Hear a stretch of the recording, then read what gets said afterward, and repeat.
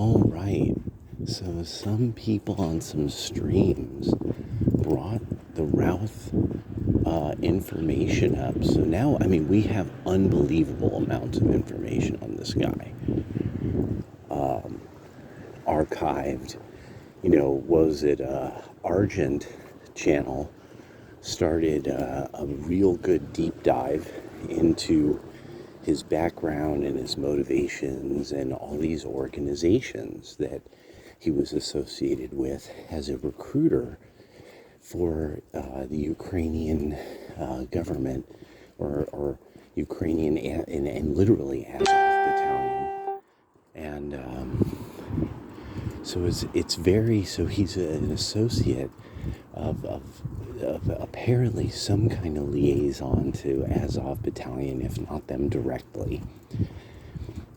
So remember how over the years I've told you that these guys will be walking around with these Ukraine shirts, and they're like they're clones of Ted Wheeler.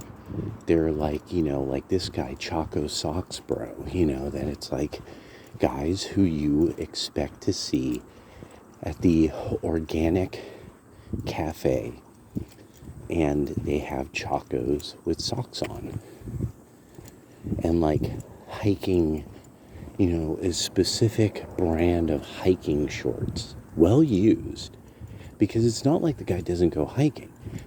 It's kind of interesting, what you see here. These are people who are perfectly highly intelligent, talented, often college-educated men. They're just kind of a wisp of a man in a lot of ways. Usually a little off from handsome. They are like a quite typical kind of a bit below average in looks. Often something's a little funny about their personality in some way. And that's why they would even get into some type of political issue tremendously that doesn't relate directly to their life. Because that is a specific mental, you have to mentally have some kind of breeding toward doing that. Because that's so odd. That's such an abstraction. That's very odd. But one could see it if you were to look at people who were highly superstitious, quote unquote, and they were worried about some kind of creature of imagination, that what we would think a mythological monster or something, and that it only does something if you trigger it in a way. Like you'll get a curse put upon you, things like that. Like very, very abstract, but I mean, is that even real? Well, is Ukraine even real? Like birds? Kidding. Okay. So anyway, guys like this are all over the Pacific Northwest. The fact that he was out in Hawaii, and then it turns out it's like, yeah, so apparently this dude had a penchant for being fascinated with weapons. Then when he's writing about things publicly on his own website about his business, he's talking about the way people deal with lumber at the lumber yard makes him want it. They should be taken out in the street and shot. So it was one of these things of when you think that that's super normal to type, it kind of shows that, okay, this person's in such like kind of a casual